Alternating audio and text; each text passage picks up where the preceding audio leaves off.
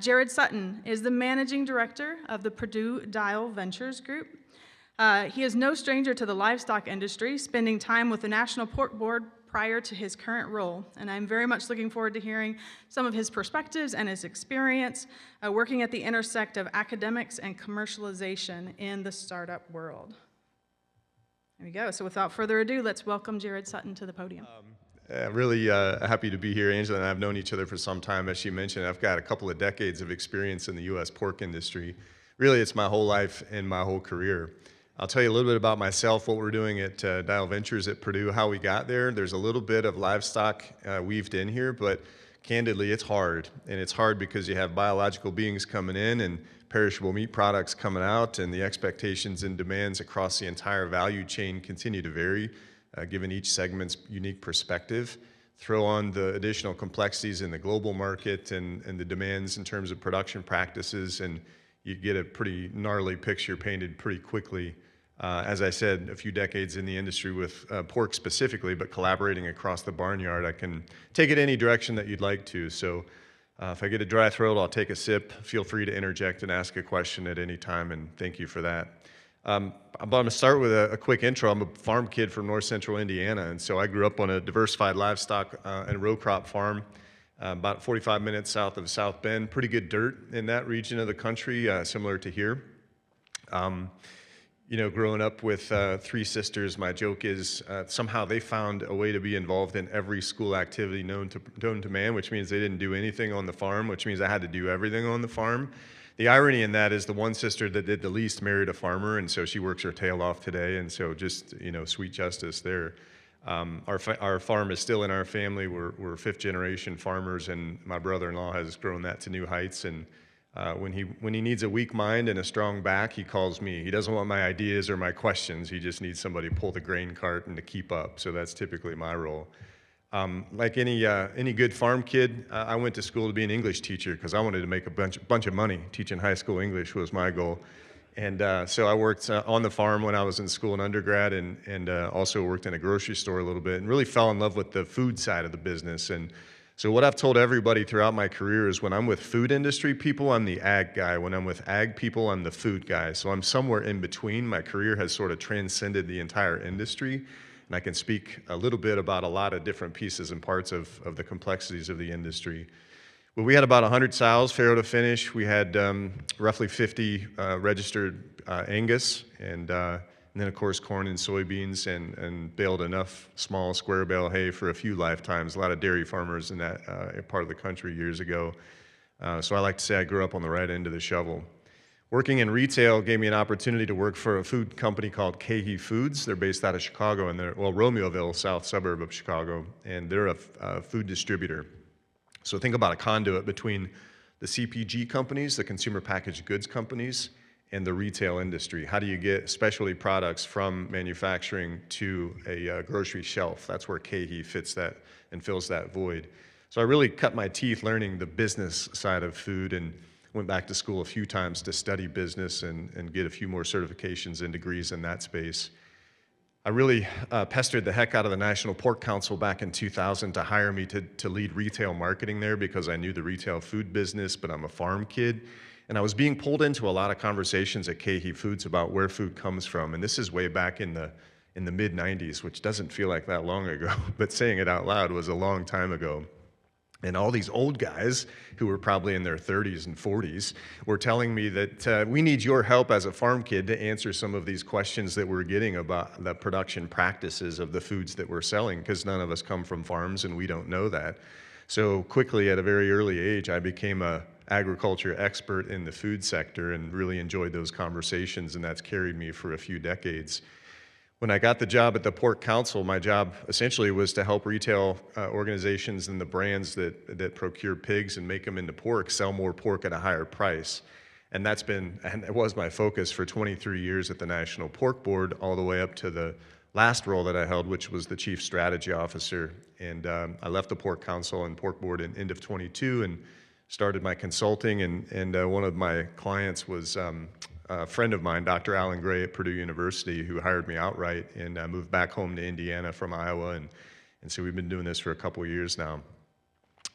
I've had a lot of conversations with a lot of executives inside of C-suites and CPG companies, food service and retail, who are asking the simplest questions about our industry and production practices for on-farm, how we raise pigs and turn them into pork. And so I've really learned just how valuable it is growing up in the industry with things that are intuitive to me are foreign to many folks who are in authoritative positions that can set policies in their procurement strategies that affect upstream production. The role that I played that I would say most consistently at the National Pork Board was a translator.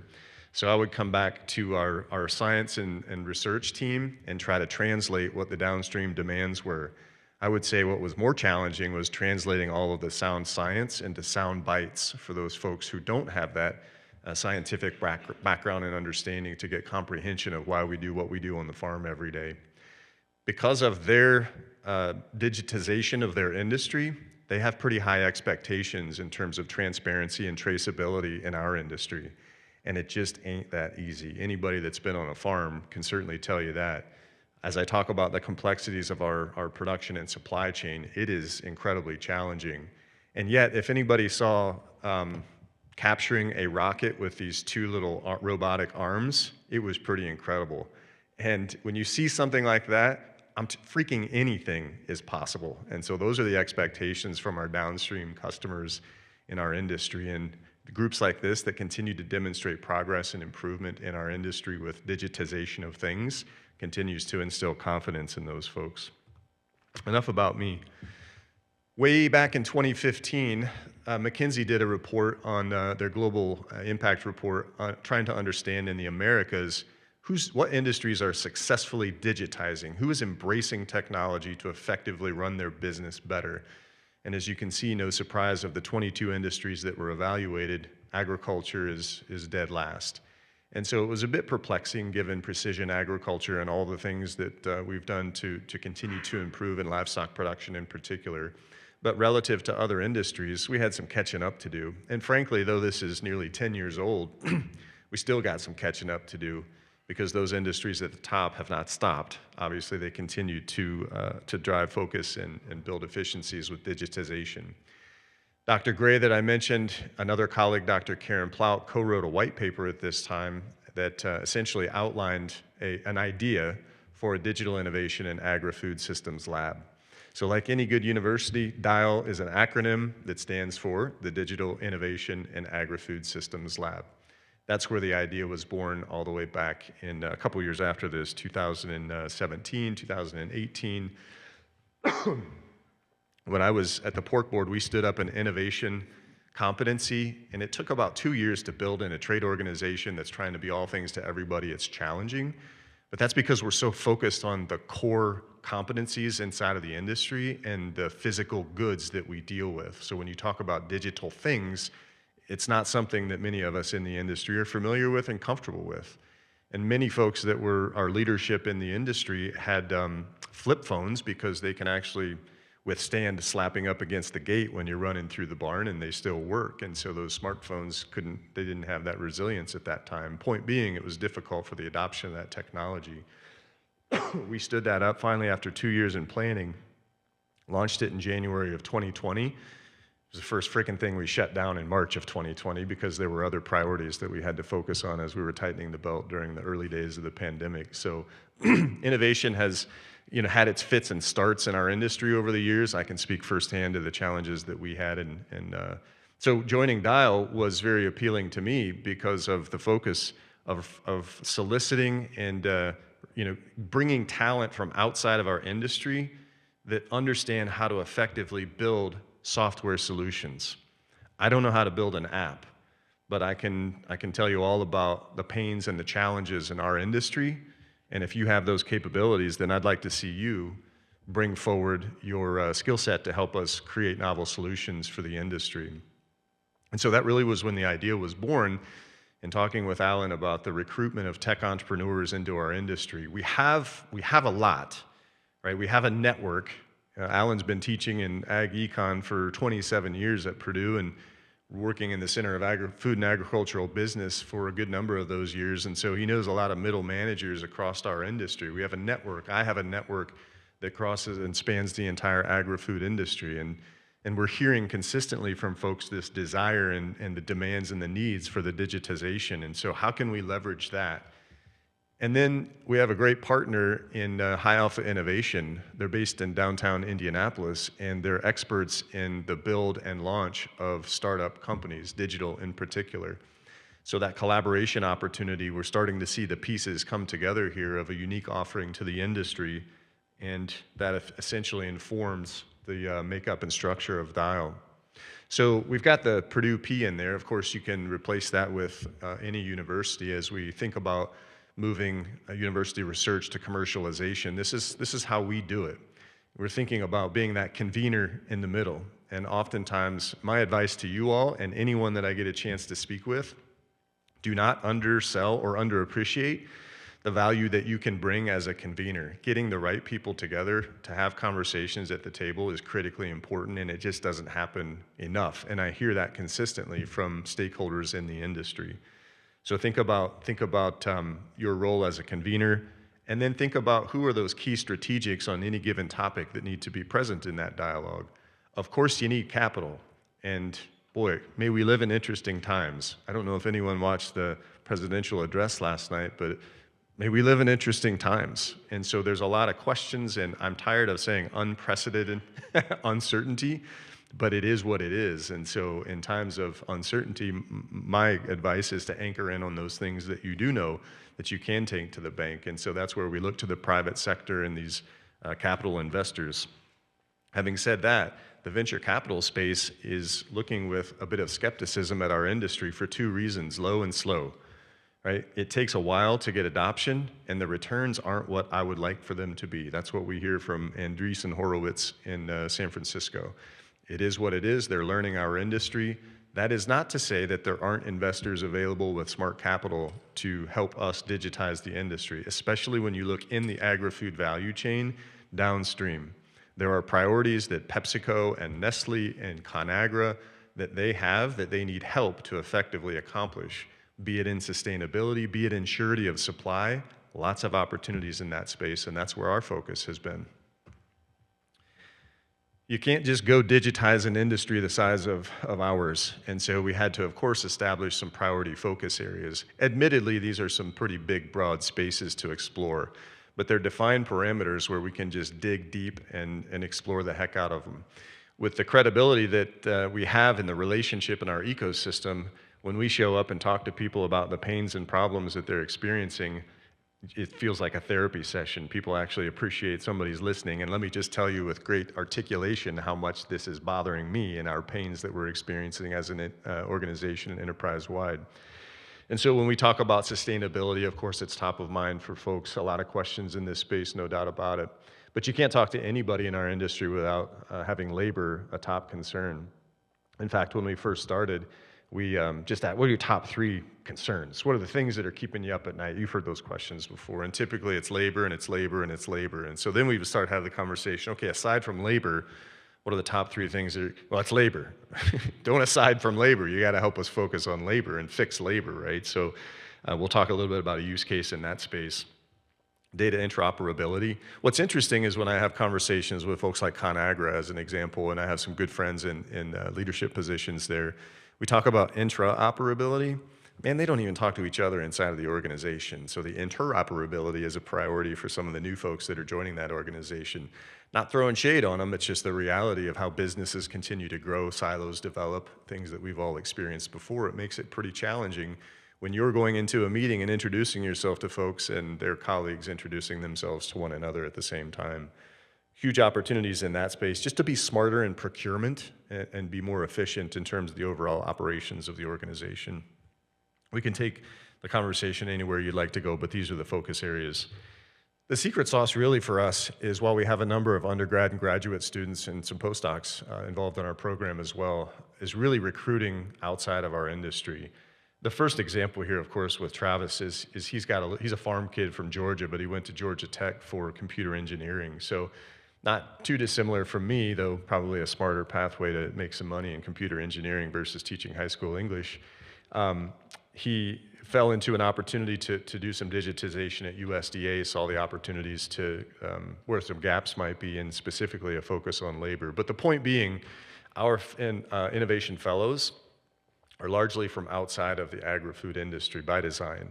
So some folks have done work in cybersecurity, fintech, insurance.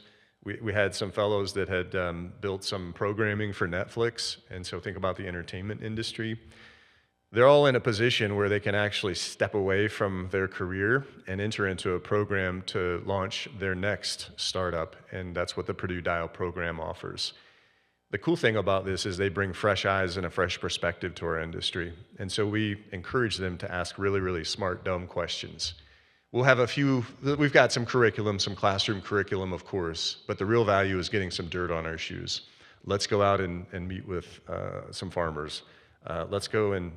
Angela, let's go sleeve a sow. That's how you know if they're really committed to the industry. I'll tell a quick story. One of our innovation fellows in the last cohort, we were down in St. Louis and we visited the Purina farm. And if you've been to the Purina farm, you can see pretty much all livestock production there. We were over on the dairy side, and Jen doesn't mind that I tell this story. She was born in Korea. She was raised in Washington, D.C. She lives in Seattle. She has numerous degrees. She successfully built and exited 3 software startup companies. And so she's been around the world and she's been successful by all rights in terms of business.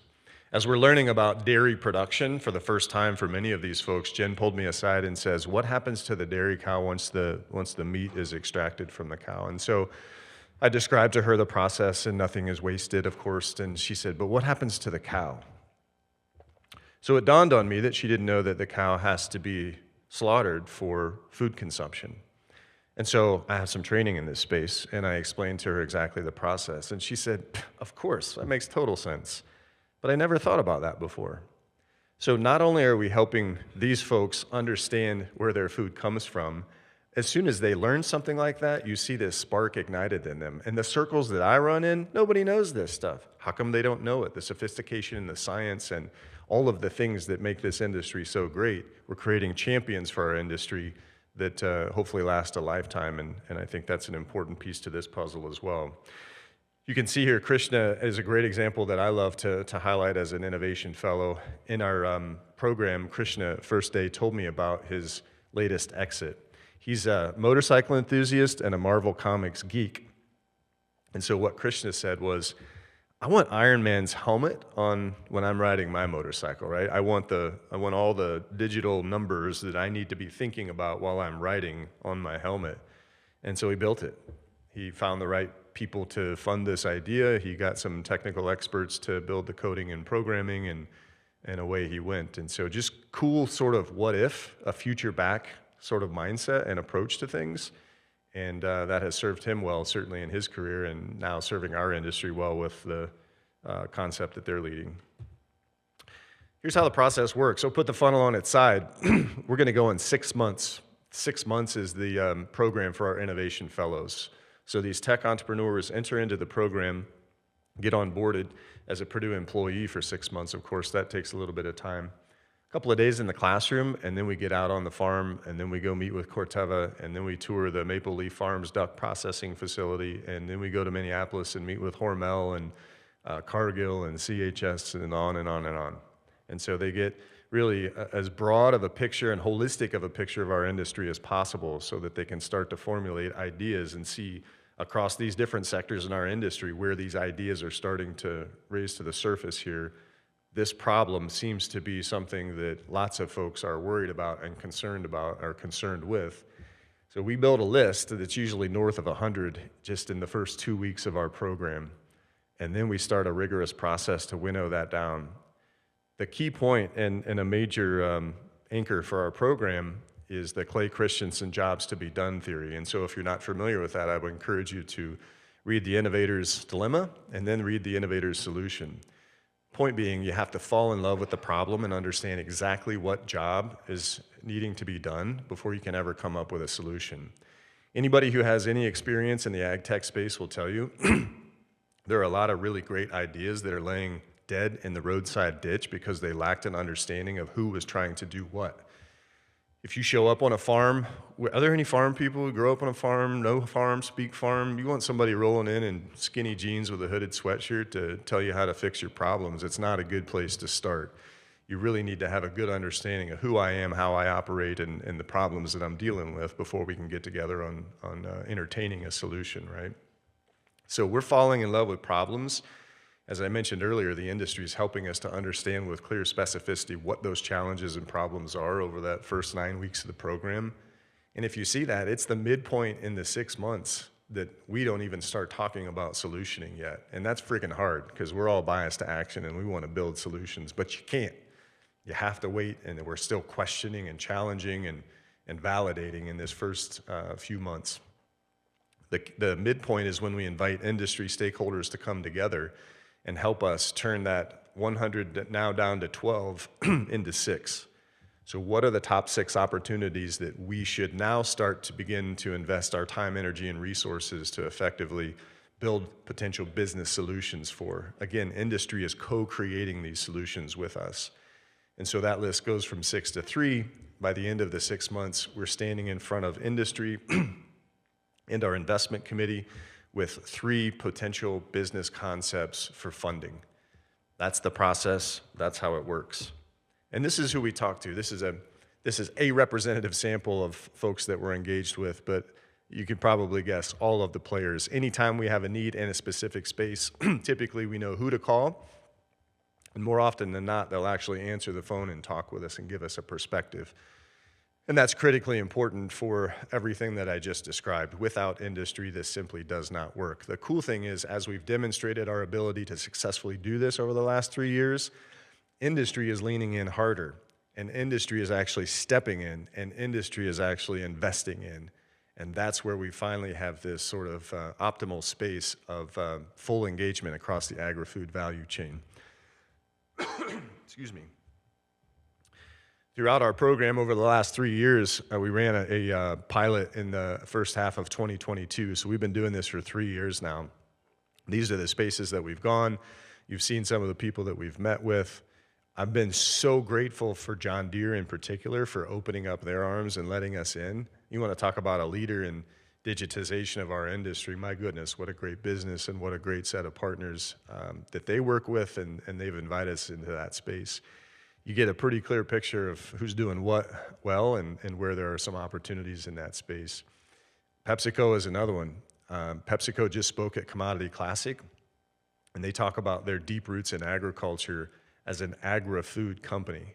And that's what I've spent my whole career, is trying to merge those 2 words together so that we don't have agriculture and food, because you ain't got one without the other. It's agri-food.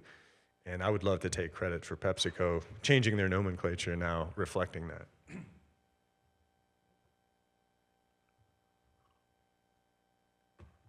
So again, when you think about developing digital solutions, the process is critically important. You have to be able to leverage, of course, all of the resources that are available to us in a very strategic and smart way so that we don't overwhelm our fellows or the process and the system throughout the program. It requires leadership, and leadership comes from focus. Who cares about what, why, what are the potential pains that we could effectively focus on and turn those into gains for the industry? All of this is designed in such a way so as to create customers that will pay for a thing. So I'm surrounded by ag economists. These are tangible outcomes that actually have buyers and sellers doing their thing in the marketplace. Not anything less than that, not anything more than that. A tangible solution that effectively addresses a problem and moves us forward. Here's the roadmap. We're about open innovation because, let me tell you something, there are tremendous opportunities in this space, and a whole lot of them.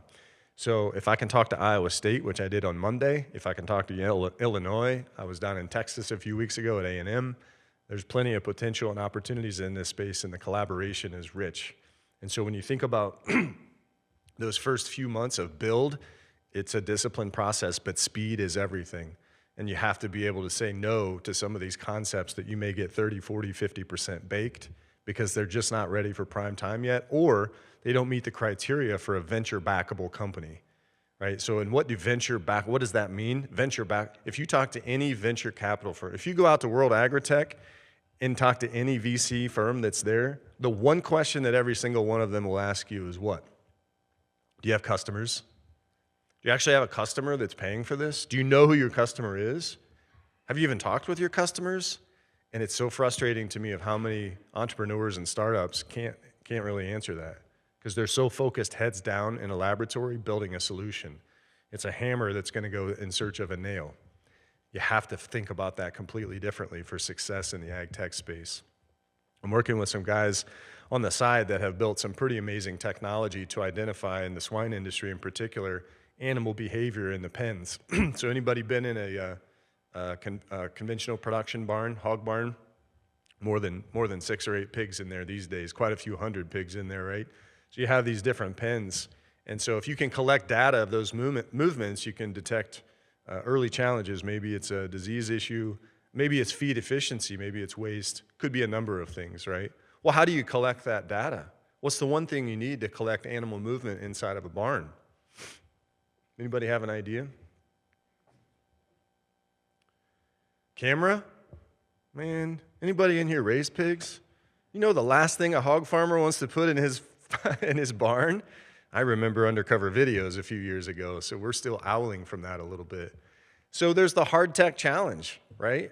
Labor is a challenge. Do you want somebody there with a clipboard all day, every day? Maybe undergrads, but that's not a sustainable model, right? So there are some really cool technologies, but the very real challenges of our production methods today, which are not broken, by the way, clearly it works in a very efficient manner.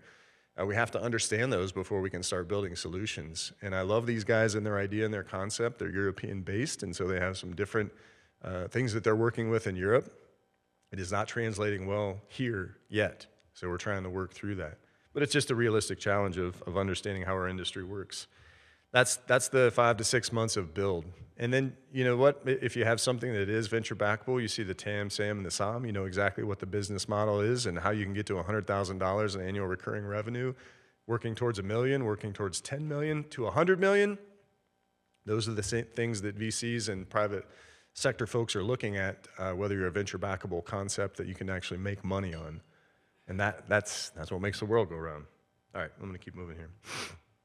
A key message for our industry partners is this is external innovation. So if you talk to Corteva has an R&D strategy, and they have four verticals inside of their R&D strategy, and that's where they think about innovation. Internal competencies to address the challenges for their business. A small investment for external innovation, whether it's 5%, 10%, whatever your allocated funds are for that, brings a whole new set of industry collaborators and obviously a pipeline for new ideas. And that's the message that we bring to all of our private sector partners as a complement to the innovation that you're focused on with your core competencies internally.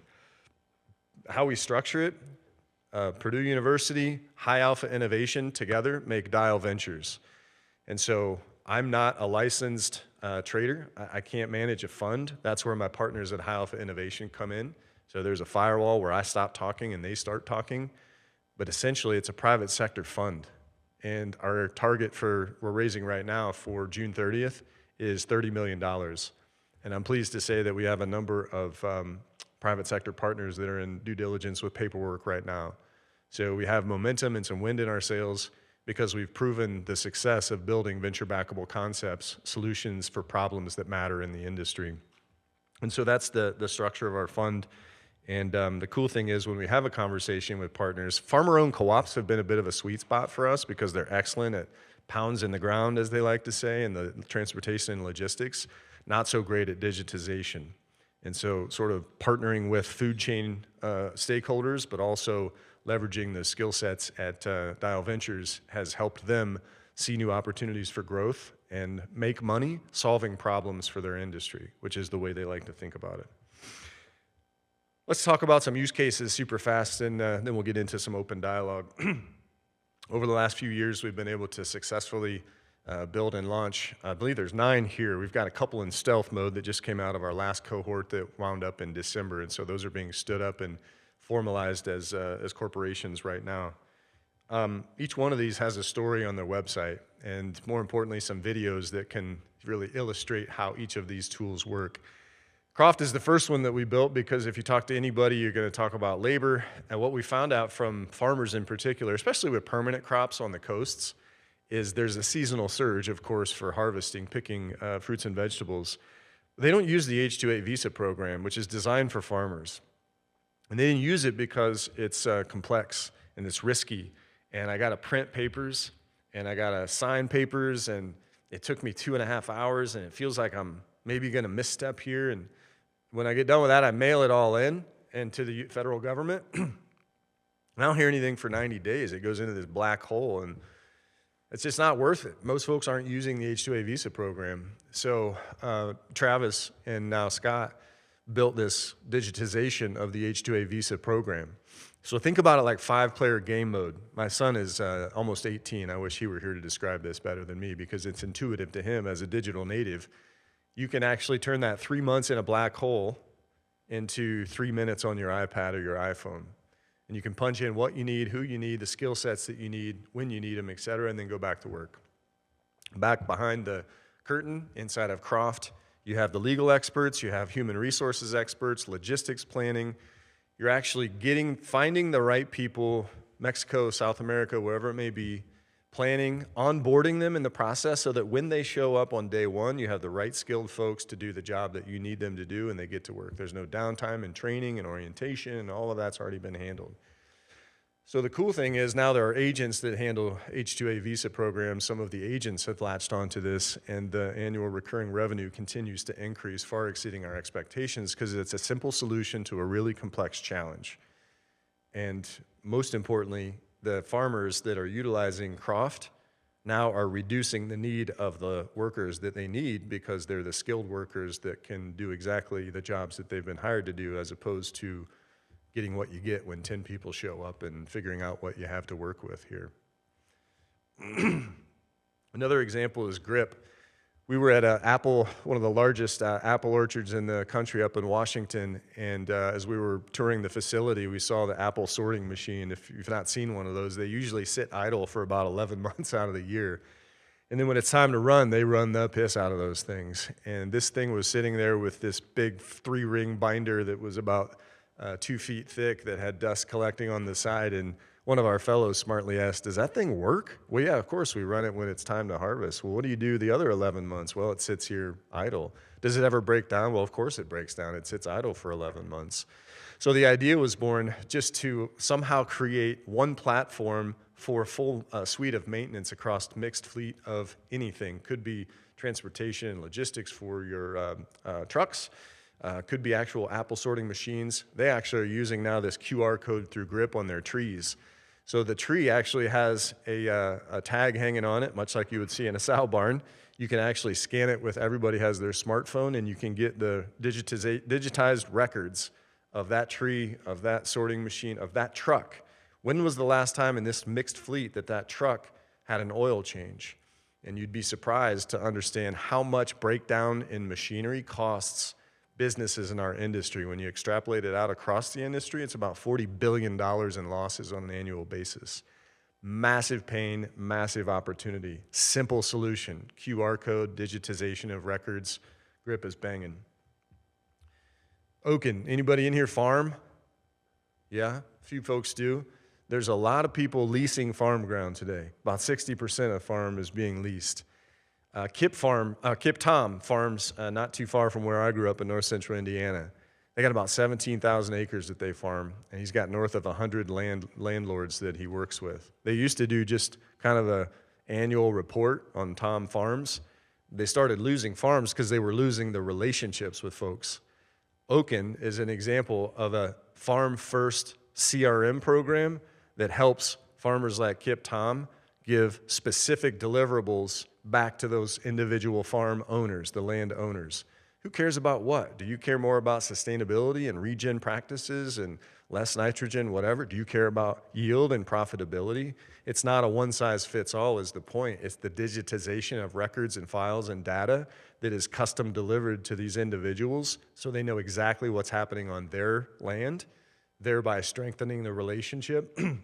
Again, think CRM, customer relation management for farm ground.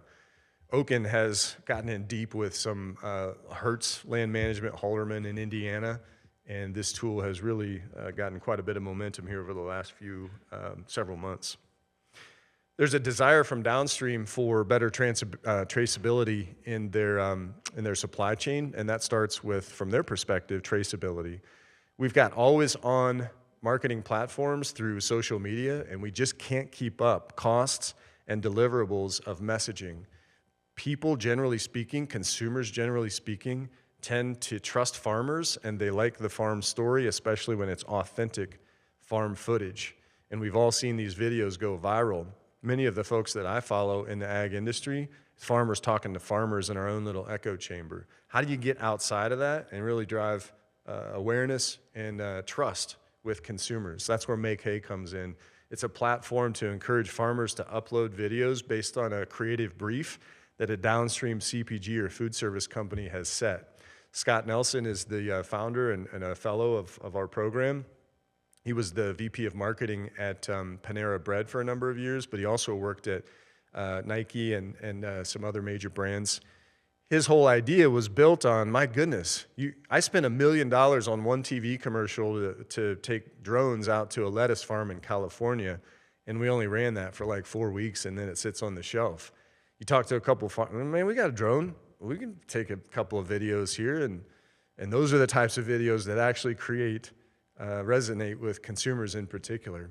So working with downstream partners, understanding what their needs are and their wants in terms of digital content, finding the farmers, connecting them with creative video, upload it here. It goes on to the X Food brand social channels, and you get a few $100 in the process. So channeling that money from downstream back to the farmers, super excited about the potential for Make Hay. By the way, the goal is for every one of these to have an exit at some point. I doubt we're going to have any one of them go public, but somebody's going to buy them at some point. And so when you have a cap table that has 50% for owners and employees, the other 50% is the equity stake from the private sector investor partners. That's how this thing becomes self-sufficient. The last point is on Newell. I talked about Krishna with his Ironman helmet for motorcycle riding. Newell is being piloted by TKI right now, and it's essentially, think about when you type in an address on Google Maps and you get different options. One of them has a green leaf on it. Anybody seen the green leaf? This is the most sustainable route for you to have the lowest impact. That's essentially an easy analogy for Newell. Why that matters is because TKI, of course, is European owned, and the European regulations and rules require reporting and reductions in carbon emissions, especially as it relates to transportation. So Newell gives the option for the most efficient, most low-cost mode, and of course, carbon footprint with actual capturing of the metrics and data to be able to report against that. Where are we heading next? This whole idea of food as health is really gaining a lot of momentum and a lot of chatter, quite frankly. We've done quite a bit of, I say we, my colleague Laurel has done quite a bit of research to find what scientific research has been done in the food as health space. And frankly, it's not a lot. And so when you see and read and hear about the dialogue that's happening in this space, it might surprise you. A lot of it is fueled by emotions.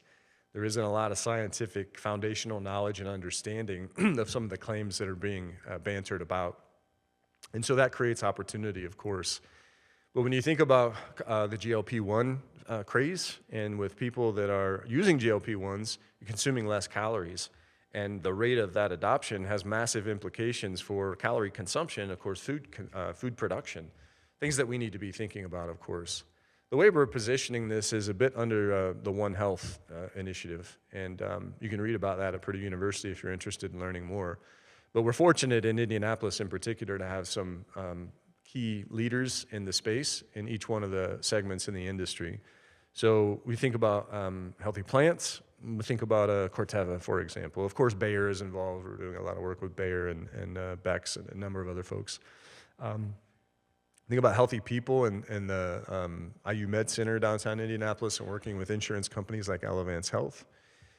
Elanco is the second largest animal pharma company in the world, and so they're a great partner of ours as well. And thinking about this holistically, the challenge for us is not knowing exactly where we're going to wind up in 6 months. And for a bunch of control freaks like us, that's really doggone hard. But we let the industry guide and direct us. So our thesis is built on pooling the right people together, having that dialogue, right, as the convener that I mentioned earlier, and letting them point us in the direction that we need to go while we're having those collaborative dialogues together and finding those common ground values that we can effectively anchor in on and build from. But the whole point is, I'm hearing crickets. This is brutal. The whole point is to create that overarching theme and ensure that we're pulling the right people together to have this dialogue through the process that I've outlined for you here today, and then discover where there are opportunities and pain points that we can effectively leverage our time, energy, and resources to get to work on constructing and building some novel solutions. Candidly, the health insurance industry is not something that I'm terribly familiar with. In fact, I try to stay away from it as much as I possibly can.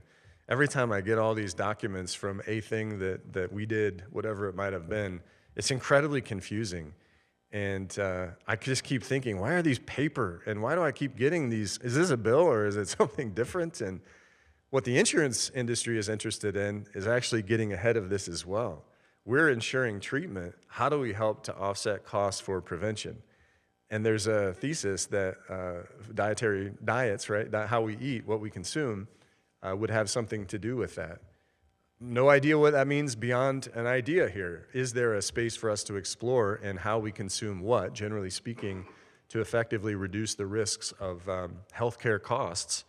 And again, some of the conversations that is happening all the way up, including inside of the Beltway.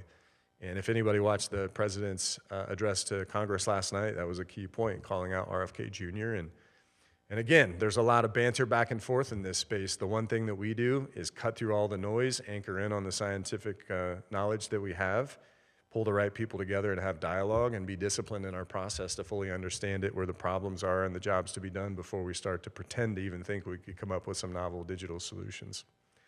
The final point that I will make is that as it relates to livestock in particular, I'm so excited about how the industry has embraced digital technology and the potential that that creates. When I see pork producers in particular, they are incredibly resilient, and they have found ways to become so efficient because most of them are price takers. So their focus is on that bottom line. How can I reduce my costs in production to increase my margin based on the volatile swings in the market?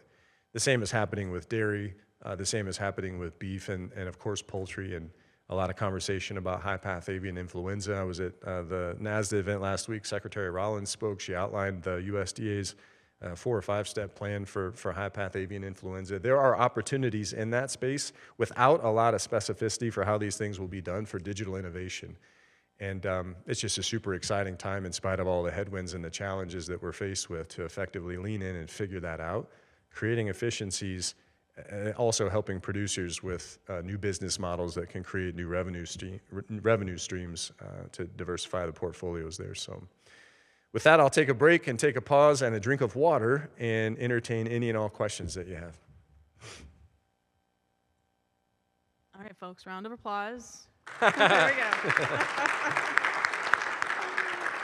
All right, we're just getting warmed up. So we have plenty of time for questions. We have about 10 minutes, a little more than that for questions. Okay. So I will demonstrate to the audience. This is how it works. I have a question for you. So of the things that you have done so far working, you shared a lot of different things. How does that come together in terms of the university role and the student role and this sort of thing? So like, how much of what's coming out of there is university technology with IP on it? How much of it is it students that have an idea of something learned in their class? Like, how does that kind of all merge through and you sort? Kind of see where I'm going with it? Mm-hmm. You're at Purdue, so we're at Illinois. We kind of have all of this ecosystem and different roles and priorities. And so how do you navigate that? Yeah, it's weird. It's different. We're a little bit weird. So the whole idea was built on taking a bit of a gamble here and finding a way to really fully engage private sector to fund all of this. So back in 2021, Purdue established its Next Moves 2.0 strategy.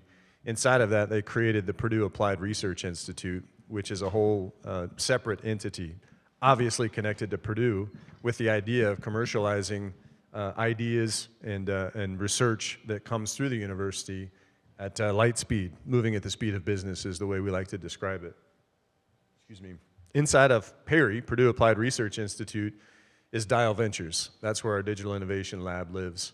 And so we have access to seemingly endless resources at the university, but our whole point and goal is to work at the direction of the industry and focus on the things that industry cares about. Where it's appropriate, leverage the research and understanding, those subject matter experts to help. Collaboration is the key, but understanding exactly what success looks like in terms of the tangible outcome, which is a novel software startup. Point being, that fund that I mentioned, the Gold and Black Fund, actually has the ownership or the equity stake in those startups. Purdue is a silent investor and partner in that fund, but there's no IP coming through the university that's commercialized through Dial Ventures. There is a separate process and program for that, Purdue Innovates, and there's a number of great ideas that are being incubated in that space right now. Ours is separate to see, can you actually recruit and de-risk talent to actually lead these startups, and can you get to commercial scale fast with venture and private sector support? Meaning, let's sort of take a hands-off approach from the university and put all of that behind-the-scenes work together and then enable the marketplace to do its thing. So we've got a number of undergrads, graduate, and postdocs involved, really through the innovation lens, I would say. Many of them learning about agri-food for the first time, which is cool. But yeah, we don't no ownership in the IP, and we think that again allows for private sector to lean in and invest a little bit more aggressively.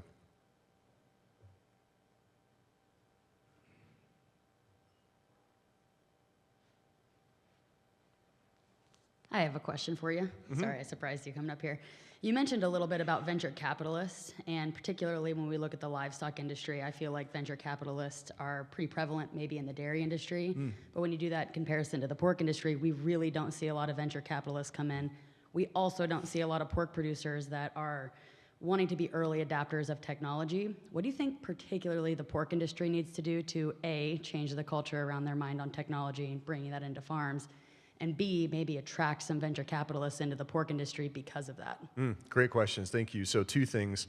There's some fast early movers, the folks that will take some risks. I worked there for 23 years, so I know a lot of pork producers. I'm good friends with the mash-offs just down the road, and they've just established a culture as risk takers and early adopters, and so they've got a couple of test farms. You all may be involved in some of those where they're trying a lot of new and different things. But you got to celebrate that. I mean, we're just conservative by nature. It's really difficult to be in such a volatile industry. And I was in Iowa on Monday, and I talked to one of my friends that they're an Iowa-based pork company. I won't tell you who they are, but they have Select Farms, and Iowa Select is who it is. Anyway, so Jeff said, man, in 2023, I was losing $1 million a day. So the reality is they're risk takers, and they're clearly playing the long game here. But some of those risks, you just may not have the capital and the equity to effectively invest in some of these things and try new things. On the flip side of that, as Jeff and I were talking, is there's real pains that they're experiencing that they just don't have any other option, and that creates opportunity, of course. In terms of the VC space, we've spent quite a bit of time working that network, learning and understanding from those folks. And typically they want high returns. And there's a book, Secrets of Sand Hill Road, by a gentleman who works at Andreessen Horowitz. If you haven't read that, it's a really great peek into the Silicon Valley way of investing. So you kind of understand that mindset. So simple math, they're going to invest in 10 startup ideas. Obviously, they do all of the vetting, but every single one of them is a risk. And the expectation is that 8 of those are going to fail. So they lose their money, whatever they put into it. One of them is going to succeed to the point where they might get their money back, maybe. That means the one unicorn that they're looking for gives them the 100x return. And it's getting harder and harder and harder to find that 100x return for those folks. And it's especially difficult in our industry. So part of it is a repositioning of our industry and the importance of animal protein, especially as economies around the globe continue to grow and develop. Protein, of course, is always a top. People start eating better when they have more money.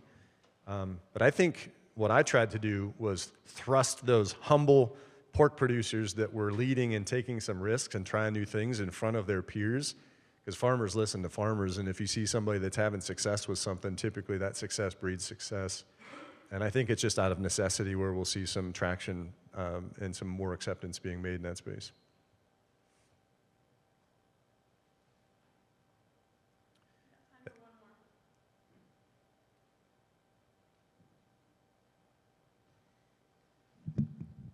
Thanks for your presentation. I'm a real fan of the jobs to be done type of thinking for, and I've used it more in say, crop production systems and automation. Can you say a little bit more about the things that researchers might miss when they are developing a technology that relates to how that technology is impacted by the overall jobs that a producer has to deal with? Yeah. And that's just it. You have to walk a mile in their shoes. So how are the folks developing technologies thinking about the actual application? I mentioned World AgTech, and I was there last year for all 5 days. And the first day was animal AgTech, and they had a panel of 4 or 5 VCs sitting up there. And the last question the moderator asked is, what's the one message that you would deliver to all of the entrepreneurs and would-be entrepreneurs that are in the audience here today? And the first gentleman was with SVG Ventures, and he said, well, I mean, you gotta have customers. Before we even consider investing, you have to demonstrate that there's customers that are willing to pay for this. And then the next person said, I mean, it's customers. And the third person, it's gotta be customers. So the whole message from the panel was, and I'm laughing, well, I've been studying business a long time, right? And some folks don't think about that. So when you're developing cool technologies, and we get fixated and fascinated with the cool, shiny things that this can do, does anybody actually care about it is a really, really, really hard question to ask.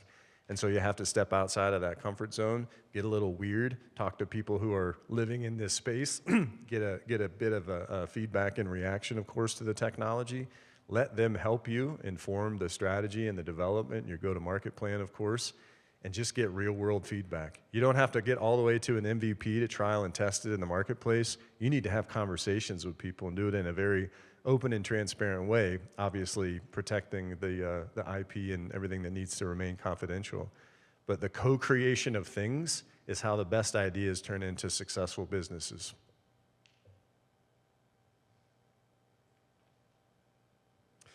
What, Angela, I'm gonna hang out all day today, and oh yeah, okay.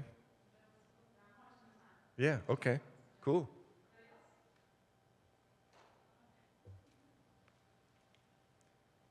Okay, Boilermaker, let's hear it, buddy. Oh,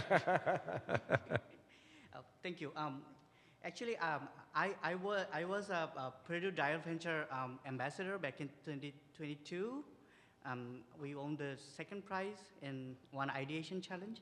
But my question is to you is, our lab promote open agriculture technology.